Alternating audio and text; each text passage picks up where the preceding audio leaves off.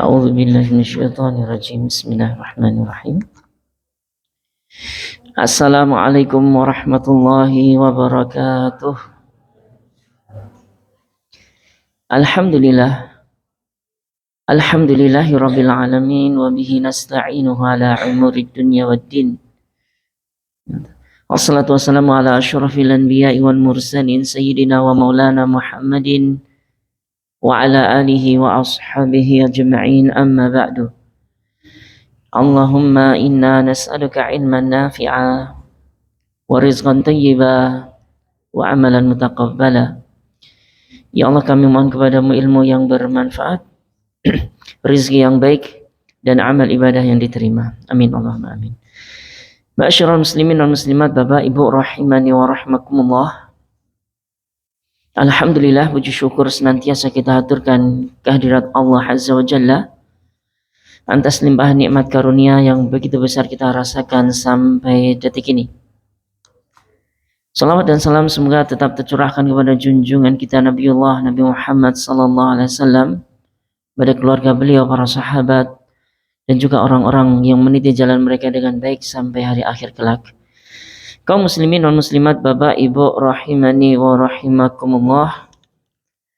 Alhamdulillah, bertemu kembali kita di pelajaran fikih kajian 2 pekanan di Masjid Al-Falah. Terakhir yang kita bahas, Bapak sekalian, masih dengan kitab Al-Fiqhu Al-Muyassaru fi Dhaw'il Kitab wa Sunnah.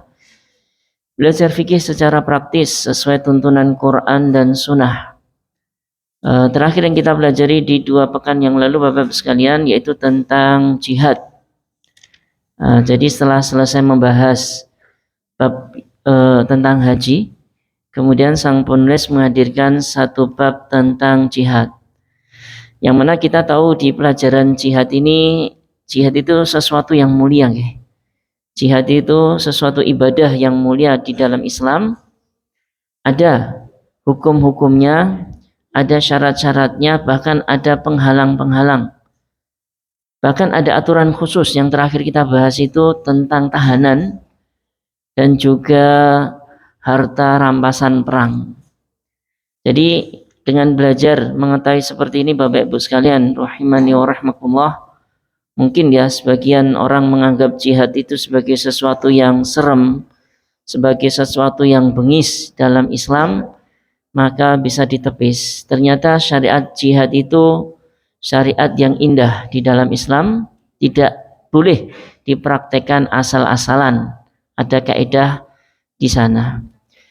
Insya Allah di pertemuan kali ini dan berikutnya kita masuki ke bab yang ke-7 dari kitab kita ini, Bapak Ibu sekalian, yaitu Kitabul Muamalat, kitab yang membahas tentang muamalah. Kitab ini, Bapak Ibu sekalian, di bawah judulnya, ya, ini ada banyak sekali, ya, babnya, sekitar 23-an. Bahasa apa sih kitab muamalat ini? Ini membahas tentang berdagang, Bapak Ibu sekalian. Jadi hukum seputar perdagangan jual beli. Mungkin Bapak Ibu sekalian pernah mendengar di dalam Islam itu, mungkin ya pernah mendengar sebuah istilah, ya, pinjam uang, kemudian jual beli barang jasa, kemudian gadai, kemudian perwakilan, kemudian memindahkan utang, persekutuan. Jadi 2 orang bersekutu dalam satu usaha, nanti cara kerjasamanya bagaimana, kemudian sewa menyewa, bahkan ada upah, mengupah orang untuk menggarap sawah bagi hasil, itu juga ada. Kemudian nanti kalau misalkan ada sengketa dalam masalah ini, ada syariat di sana as-sulhu, damai. Kemudian ada pinjam barang, kalau pas minjam itu rusak bagaimana? Apakah tanggung jawab pengganti atau yang lainnya? Dan yang lain-lainnya, Bapak Ibu sekalian, dari interaksi kita dengan orang-orang di sekitaran kita, dibahas di Kitabu Al-Mu'amalat. Untuk lebih jelasnya langsung saja Bapak Ibu sekalian kita masuki ke bab yang pertama. Di sini dipaparkan sebuah pembahasan tentang fil buyu', tentang jual beli. Insya Allah sudah pernah melakukan ini. Tidak asing kita dengan yang namanya jual beli. Tapi kita pelajari versi fikihnya. Di dalam bab ini ada beberapa permasalahan. Yang pertama Bapak Ibu sekalian yaitu ta'riful bai' wa hukmuhu. Definisi jual beli dan juga hukum. Tentang definisi ini Bapak Ibu sekalian, jual beli itu adalah akhdhu syai' wa i'ta'u syai'. Secara bahasa ya. Mengambil sesuatu sekaligus memberikan sesuatu yang lain. Jadi ada timbal balik di sana. Ada sesuatu yang diambil, ada sesuatu yang dikasihkan, diberikan. Adapun secara syar'i, jual beli adalah mubadalatu malin bimal walau fi dhimmah aw manfaatin mubahatin ala ta'bid ghairu riba wa qard. Adapun secara istilah syar'i, al-bai' jual beli adalah menukar harta dengan harta yang lain. Jadi satu harta ditukar dengan harta yang lain atau harta ditukar dengan manfaat yang dibolehkan secara agama, jasa. Jadi satu harta ditukar dengan harta atau harta ditukar dengan jasa dan ini berlangsung selamanya, pindah kepemilikan. Nah, yang sana jadi milik saya, yang milik saya jadi milik pihak lawannya. Ghairu riba wa qard. Akad ini selain tidak mengandung riba dan tidak termasuk hutang piutang. Ini Bapak Ibu sekalian definisi jual beli secara syar'i. Kalau gampangannya ya seorang punya harta, dia tukar dapat harta yang lain atau dia tukar mendapatkan manfaat atau jasa. Dan ini tukar ini berlangsung selama-lamanya. Nggak boleh dibatalkan.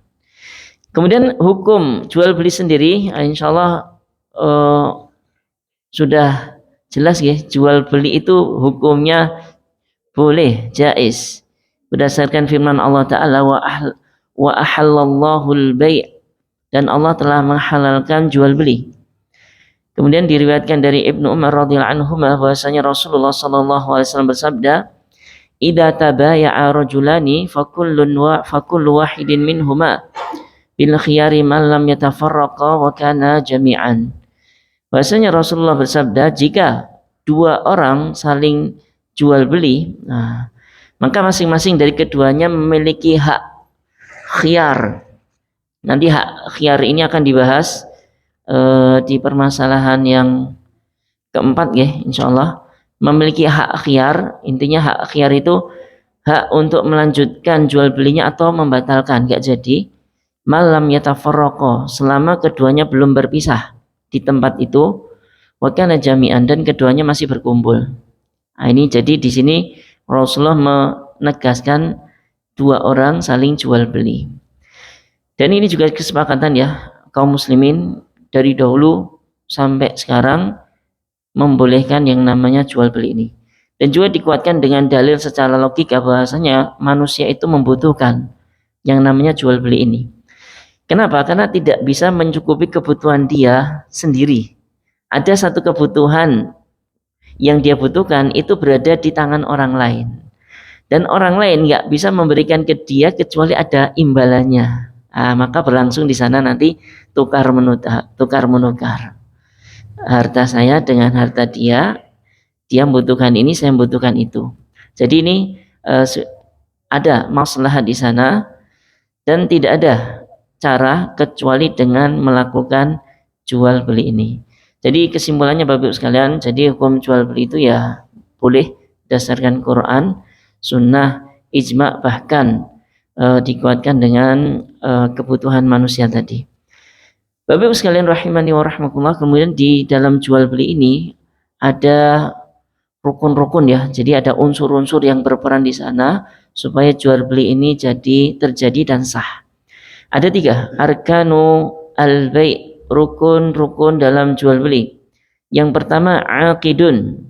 Aqidun ini orang yang melakukan akad. Siapa? Yaitu penjual dan pembeli. Ini yang pertama. Yang kedua, ma'qudun alaihi wa huwa al-mabi', yaitu barang yang diperjualbelikan.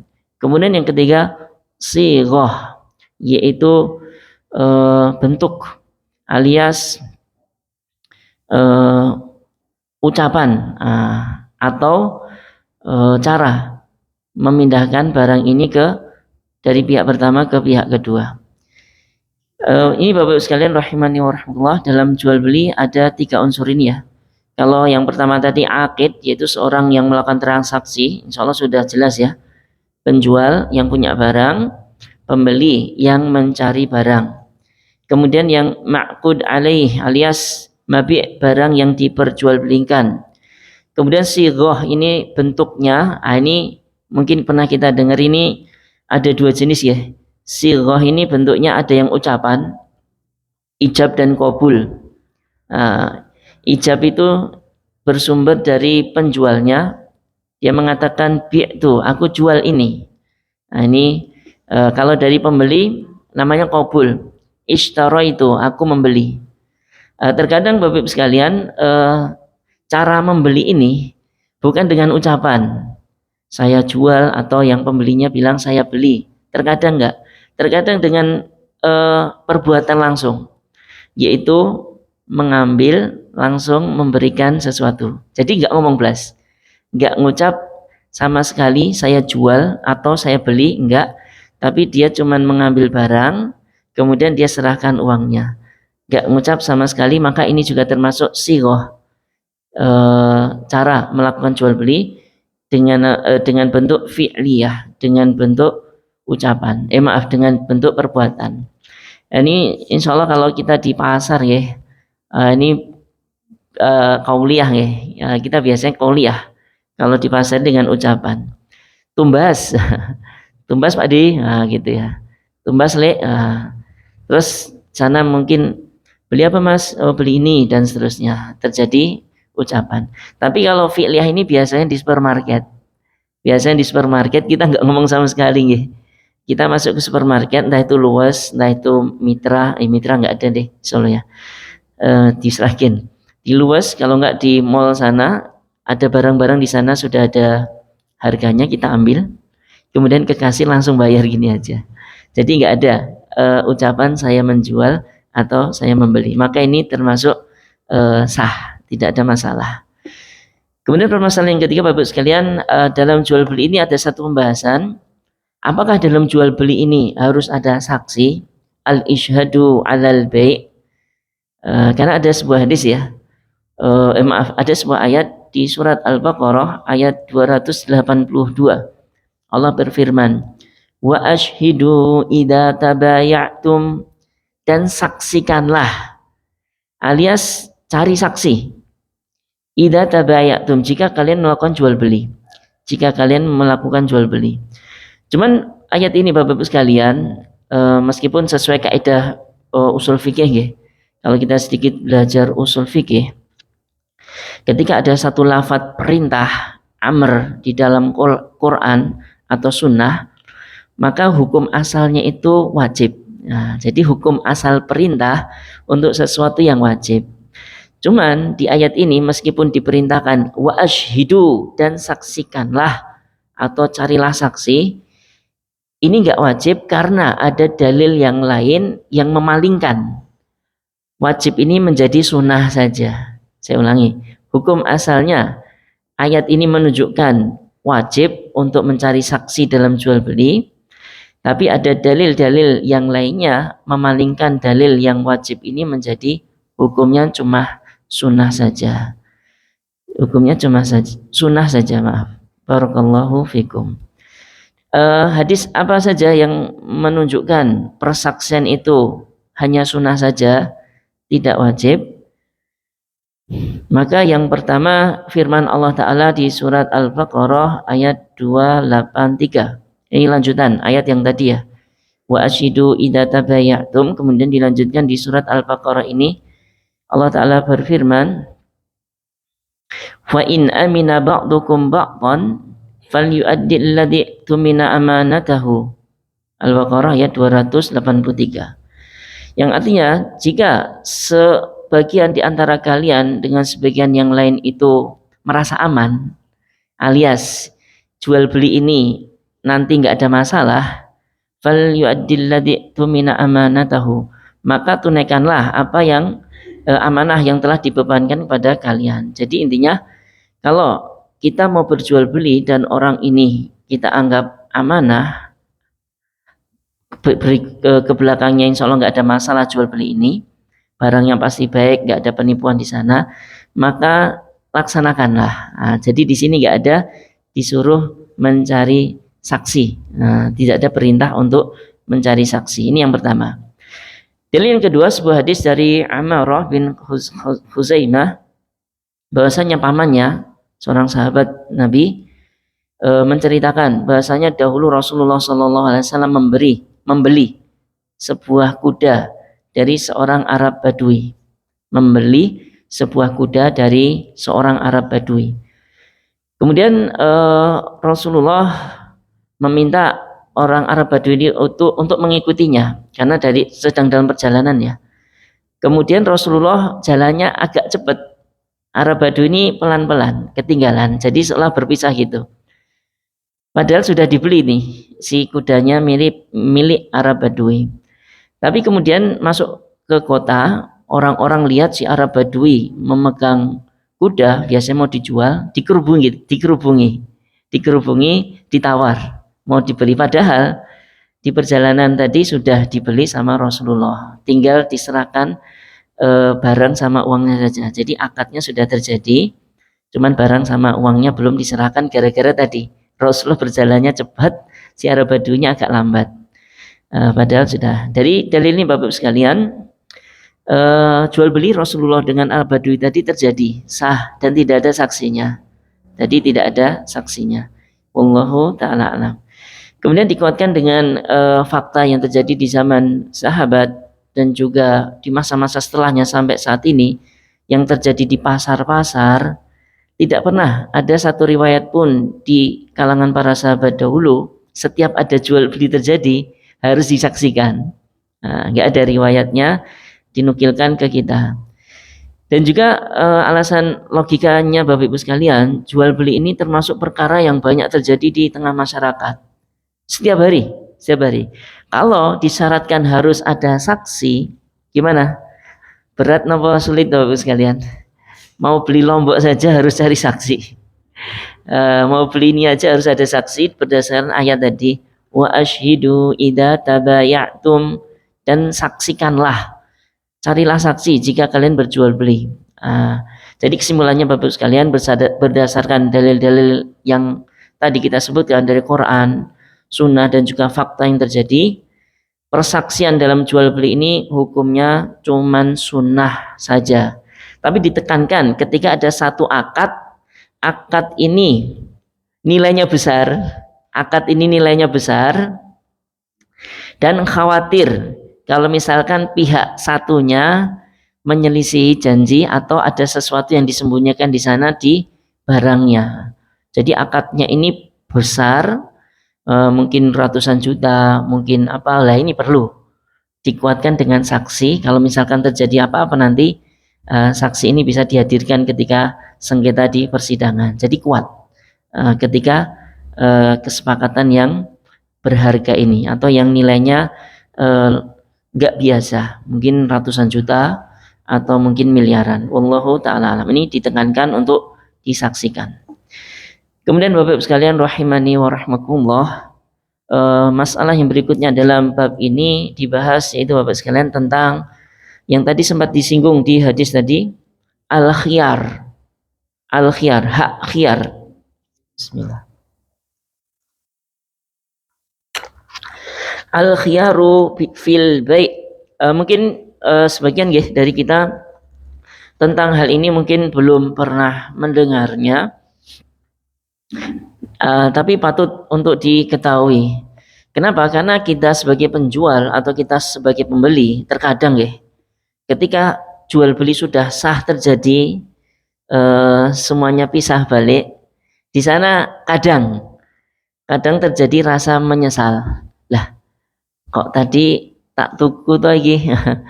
Padahal uangnya mau dipakai untuk ini. Kalau dibatalkan gimana ya? Nah, gitu, Pak. Hak khiyar ini di dalam Islam maksudnya apa? Yaitu hak an yakuna likulli minal ba'i wal mushtari al haqqu fi imdha'il aqdil bai' au fashihi. Itu masing-masing dari penjual dan pembeli memiliki hak untuk tetap melanjutkan jual belinya atau membatalkan. Nah, ada hak ini Bapak Ibu sekalian. Secara hukum asal sih, kalau jual beli sudah terjadi semuanya terpenuhi, itu nggak boleh dibatalin. Alias barang sudah ke sana, uang sudah ke sini. Jasa sudah ke sana, uang sudah ke sini. Intinya sudah nggak boleh balik lagi. Ini hukum asalnya. Tetapi agama Islam kita ini termasuk agama yang toleran ya, dan memperhatikan maslahat-maslahat dan keadaan seluruh individunya. Salah satu yang diperhatikan dalam masalah jual beli ini Bapak Ibu sekalian, jika terjadi penyesalan di salah satu dari dua belah pihak ini gara-gara jual beli yang baru saja dilaksanakan, maka syariat ini memberikan hak untuk membatalkan jual belinya, alias barangnya balik lagi ke sini, uangnya balik lagi ke sana. Nah, jika dia masih memiliki hak khiyar. Nah, jadi insya Allah di masalah yang keempat ini ya akan dibahas tentang jenis-jenis hak khiyar yang dimiliki Bapak Ibu sekalian sebagai penjual atau bahkan sebagai pembeli. Mungkin ya terkadang ya sebuah barang milik suaminya ya, dikirain sama istri sudah nggak kepake lagi, akhirnya dijual sama istri tanpa sepengetahuan suami misalkan ya. Nah ini ketika suami tahu, ini langsung bisa temui ke pembelinya, minta pembatalan. Gara-gara ini misalkan nanti ada 1, 2, 3 hak khiyar yang dia miliki. Langsung saja Bapak Ibu sekalian, hak khiyar itu macam-macam jenisnya. Di sini disebutkan yang paling penting saja dan yang sering terjadi di tengah-tengah masyarakat. Yang pertama khiyarul majlis. Nah nih, khiyarul majlis namanya. Majlis ini adalah al-makanul ladzi yajri fihi at-tabayu'. Majlis ini tempat di mana terjadi jual beli. Jadi kalau di pasar kita datang ke warung, lah warung ini kita berhadapan dengan penjualnya, ini majelisnya. Kalau kita ke counter mau beli HP, lah di meja counter inilah kita majelisnya. Maksud khiyarul majlis ini apa? Fayakunu likulli wahidin minal aqidaini al khiyaru madama fi majlisil aqdi ma walam yatafarraqu minhu. Penjelasannya Bapak Ibu sekalian, jadi masing-masing penjual dan pembeli memiliki hak khiyar, yaitu hak untuk melanjutkan jual beli atau membatalkannya selama keduanya masih berada di majelis tempat jual beli, walam yatafarraqo, belum berpisah. Jadi masih di depan warung, masih di depan counter, uang sudah dibayar, HP sudah dikasih, barang dagangan sudah dibayar, uang sudah dikasih, tapi masih di situ, masih di warung situ. Nah ternyata dapat kabar ya misalkan, ini ada kebutuhan untuk bayar sekolah anak, wah rasida tuku HP ya. Nah misalkan ya, nggak apa-apa, selama masih di majelis ini, meskipun barang sudah diserahkan, uang sudah diserahkan ke sana, tapi selama masih di majelis, masih punya hak khiyar, hak untuk membatalkan atau melanjutkan jual beli. Ini berdasarkan hadis Ibnu Umar radhiyallahu anhuma, anna Nabiyya sallallahu alaihi wasallam qala al-bayyi'ani bil khiyari ma lam yatafarraqa. Al-bayyi'ani yaitu dua orang yang melakukan transaksi jual beli, penjual atau pembelinya, bil khiyar, punya hak khiyar, malam yatafarraqa, selama keduanya belum berpisah. Berpisahnya gimana? Berpisah dengan anggota badannya. Jadi ini misalkan HP tadi ya sudah diserahkan, masuk ke tas, kita pamitan keluar atau dari counternya, itu sudah dianggap berpisah. Jadi ini Bapak-Bapak sekalian, khiyar yang pertama, khiyarul majlis. Terus gimana kita mengetahui ini faedahnya? Faedahnya kita sebagai penjual ya, salah satunya ya sudah, biar si pembeli itu mantap. Ketika membeli ini barang, dicek semuanya cocok, bayar, sudah Pak, pergi ya sudah. Jadi sudah plong. Uang yang sudah dia pegang itu sudah jadi hak dia sepenuhnya. Tapi kalau masih duduk di situ ngecek-ngecek ya sudah, dia harus nunggu. Oh jangan-jangan ini nanti gak jadi. Nah, jangan-jangan ini nanti dibalikkan. Maka harus siap karena si pembeli punya hak selama masih di majelis ini, selama masih di tempat jual beli ini. Wallahu ta'ala alam. Ini Bapak-Bapak sekalian. Ini yang pertama. Kemudian yang kedua, khiyaru syarti. Khiyaru syarti. Syarat. Apa maksudnya ini? Yaitu an yashtarital muta'aqidani au ahaduhuma al khiyara ila muddatin ma'lumatin. Yaitu bahasanya salah satu dari kedua belah pihak ini mensyaratkan sesuatu, bahasanya barang ini akan dipakai dia dulu selama waktu tertentu. Kalau selama waktu ini dia nggak balik, berarti lanjut jual belinya, alias sudah selesai jual belinya, nggak bisa batal. Tapi kalau selama waktu yang disepakati ini di pertengahan misalkan balik, maka harus dibalikkan juga. Jadi mempersyaratkan waktu tertentu untuk berpikir apakah jual belinya lanjut atau dibatalkan. Ini tergantung kesepakatan dua-duanya Bapak-Bapak sekalian. Ini kalau dicontohkan di sini seperti seorang membeli dari orang lain mobil ya, tentunya yang second Kalau yang baru nggak boleh dicoba dulu. Kalau yang baru dibawa pulang dulu sebulan nggak boleh. Ini mobil second. Kemudian sang pembeli mengatakan ke penjual, saya mau beli mobil ini tapi dengan syarat ya. Saya mau pakai coba mobil ini 1 bulan penuh dulu. 1 bulan penuh dulu. Ya nanti bisa nego sama penjualnya. Kalau nggak setuju dinego, sebulan kelamaan, 3 hari saja. Nah, jadi diberi kesempatan sesuai kesepakatan. Kalau di 1 bulan ini saya kembali, maka jual belinya batal, uangnya kembalikan, mobilnya saya kembalikan. Kalau selama sebulan ini saya nggak kesini, berarti sudah selesai. Jadi jual belinya sudah, jadi mobilnya sudah saya suka, berarti ridho. Jual belinya sudah selesai jika 1 bulan ini sudah lewat. Nah, ini tergantung kesepakatan Bapak sekalian rahimani wa rahmatullah. Ini untuk apa? Salah satunya menguntungkan pembeli Ini menguntungkan pembeli atau bahasanya itu garansi ya. Karena terkadang mobil-mobil yang seperti ini atau barang-barang seperti ini mungkin kelihatannya di awal bagus ya. Tapi ketika dipakai beberapa saat baru kelihatan. Oh, ternyata rusak ini rasido. Nah, itu nanti. Soalnya kalau nggak ada seperti ini misalkan sudah semua uang diserahkan, barang dibawa, tiba-tiba di hari ketiga, hari ke-10 kok rusak, ini membalikkan, nah ini rawan terjadi cekcok ini. Wah nggak bisa Pak, ini uangnya sudah kepake buat yang lain. Wah ini gimana terusan rusak? Wah cekcok, terjadi sengketa satu dengan yang lainnya. Padahal Bapak sekalian rahimani wa rahimakumullah, jual beli itu sebuah transaksi.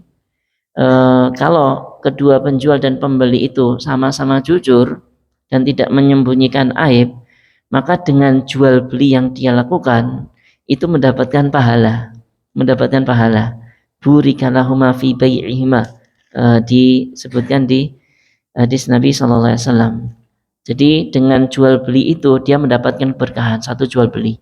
Nanti lagi satu transaksi dapat keberkahan, satu transaksi dapat keberkahan yang lain. Lagi wallahu ta'ala alam. Ini yang kedua, khiyaru syarti. Kalau ini saya pernah ya, saya pernah khiyaru syarti ini membeli sepeda di tempatnya Mbah Panut. Saya bilang ke Mbah Panut ya, sepedanya Pak saya pakai dulu ya sebulan. Ternyata sebulan belum selesai ya nggak jadi. Nah, akhirnya sepedanya saya kembalikan, uang saya juga kembali. Karena di awal sudah disetujui ya. Disetujui Mbak Panut di sini ya. Mbak Panut juga di sini. Tapi kena potongan ya Mbak kemarin ya. Iya itu untuk servis selama itu saya pakai itu. Itu ya khiyarus syart. Jadi ini tergantung kesepakatan. Kalau nggak disepakati ya sudah nggak ada. Khiyarnya cuma di majelis saja tadi. Cek dulu Pak. Jangan pulang sebelum dicek. Nah gitu. Soalnya kalau sudah pulang nggak bisa balik lagi ya nanti. Syaratnya tadi saya nggak setuju. Nggak ada masalah. Ternyata si penjual tidak menyetujui syarat ini. Kemudian salisan yang ketiga Bapak sekalian, khiyar yang ketiga yaitu khiyarul aib, khiyar yang disebabkan adanya cacat. Jadi khiyar ini muncul ini hak bagi sang pembeli jika dia mendapatkan cacat yang ada di barang dagangan. Yang cacat ini tidak dikabarkan oleh sang penjual. Atau sang penjual tidak tahu kalau ada cacat ini. Gara-gara cacat ini, nilai barang itu jadi turun. Gara-gara cacat ini, nilai barang jadi turun. Nanti dibalikkan ke penjualnya, kemudian barang dibalikkan, uang dikembalikan secara penuh karena ada cacat. Cacat ini Bapak Ibu sekalian tentunya tidak sembarangan cacat ya. Itu cacat ini tadi sampaikan, cacat ini kalau nanti dilihat oleh seorang yang memiliki pengalaman di bidang ini, oh cacat ini ya ini parah ini, ini cacat yang berat, cacat yang parah, ini mengurangi harga pasarannya 30%. Wah, ini seharusnya harganya segini nih. Gara-gara cacat ini berarti nilai barang berkurang. Nah, nanti ada dua pilihan ketika ada ini. Yang pertama full dikembalikan, uang balik secara sempurna. Ini pilihan yang pertama. Nah, pilihan yang kedua, dikabarkan ke penjual, Pak ada cacat ini. Saya mau tetap mau barang ini, tapi saya mau dibalikkan sebagian uang saya. Karena nilainya ini sudah turun, tidak seperti yang tadi pas nggak ada cacatnya. Misalkan ya seorang beli barang HP harga pas transaksi itu 2 juta, pas dicek di situ nggak ada masalah, pas pulang ternyata ditemukan cacat ini. Mungkin penjualnya juga tahu kalau ada cacat ini, ada titik atau ada garis gitu ya. Kemudian dia ngambil pilihan yang kedua, tetap HP-nya dia pegang, tapi dia minta sebagian uang 2 juta tadi dikembalikan ke dia untuk memperbaiki ini misalkan. Balik 200 Pak, gitu, untuk memperbaiki cacat ini. Wallahu ta'ala alam. Ini contohnya khiyarul aib, khiyar yang disebabkan cacat. Ini Bapak Ibu sekalian. Jadi nanti kalau pas jual beli Bapak Ibu sekalian dicek ya, selain dicek pas di lokasi semampu kita, barang itu dicek semuanya, yakin, terus tanya penjualnya, Pak ini barang bagus, ada cacatnya enggak? Kalau dia terlihat meragukan gitu, cek sendiri aja Pak, saya juga enggak tahu, misalkan ya. Cek sendiri saja Pak, saya juga nggak tahu. Nah ini harus waspada ya, cek beneran. Karena biasanya kalau penjual seperti itu ada sesuatu yang disembunyikan. Kalau qadarullah nggak dapat pas dicek itu, kemudian kelihatannya pas sudah dibawa pulang, maka bisa nanti ke sana lagi untuk mengklaim khiyar aib ini, khiyar yang disebabkan cacat ini. Wallahu ta'ala alam. Jadi sang pembeli juga sang penjual juga diusahakan barang yang dia jual itu dikabarkan kalau misalkan ada cacat di sana. Ini Pak, HP ini pernah jatuh sekali, HP ini pernah tersiram anak, kemudian pernah diservis sekali ya, dikabarkan. Jadi bukan baru grace dari awal gitu ya, pernah rusak gitu, dikabarkan apa adanya. Wallahu ta'ala alam. Biar mendapatkan keberkahan dalam jual belinya. Kemudian yang terakhir Bapak Ibu sekalian, khiyaru tadlis. Khiyaru tadlis. Tadlis ini penipuan. Nah, kalau tadi cacat, kalau ini penipuan. Khiyar ini Bapak Ibu sekalian disebabkan gara-gara sang penjual menipu sang pembeli. Jadi dia kabarkan barang ia jual itu tidak semestinya. Misalkan ya, barang ini baru, padahal lama, sudah pernah ia pakai. Ini cat sudah original, padahal sudah pernah dicat ulang. Nah, setelah dicek ternyata sudah dicat ulang. Kenapa penjual melakukan ini? Karena penjual ingin barang yang ia jual itu nilainya tinggi. Nah, nilainya tinggi. Ini bukan cacat, sebenarnya bukan cacat, bukan aib, tidak mengurangi nilai secara drastis ya. Tapi dia untuk menambah nilai barang ini saja. Nah, jadi dia kelabuhi si pembeli yang polos ini dengan kabar-kabar yang mengesankan barang ini baru semuanya, tidak ada yang rusak sama sekali. Ini perbuatan dari penjual yang tercela ya. Rasulullah SAW mencela perbuatan ini dengan sabdanya, man ghasyana falaysa minna. Man ghasyana, barang siapa yang menipu kami, falaysa minna, maka dia bukan dari golongan kami. Maka dia bukan dari golongan kami. Di sini diberikan sebuah contoh ya. Seperti seorang penjual memiliki sebuah mobil. Di dalam mobil ini terdapat cacat-cacat yang banyak di dalamnya. Jadi bagian dalamnya itu sudah banyak sekali kekurangan cacatnya. Tapi untuk mengangkat harganya biar nggak turun, si penjual itu sengaja memperbagus bagian luarnya. Catnya diperindah luarnya. Sehingga yang terlihat itu luarnya, dalamnya yang banyak kerusakan tadi tidak dilihat. Nah, ini akhirnya menipu sang pembeli. Mobilnya bagus ya, padahal dalamannya maaf ya keropos.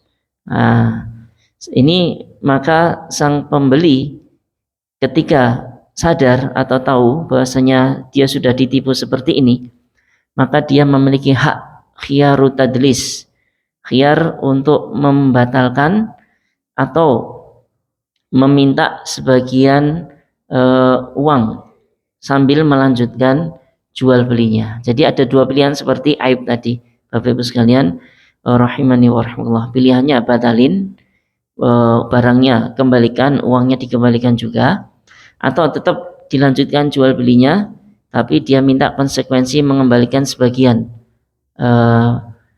harga yang sudah dibayarkan pertama tadi. Wallahu ta'ala alam. Ini Bapak Ibu sekalian rahimani wa rahmatullah, mungkin yang bisa kita bahas ya di kesempatan kali ini. Sudah masuk waktu Isya ini.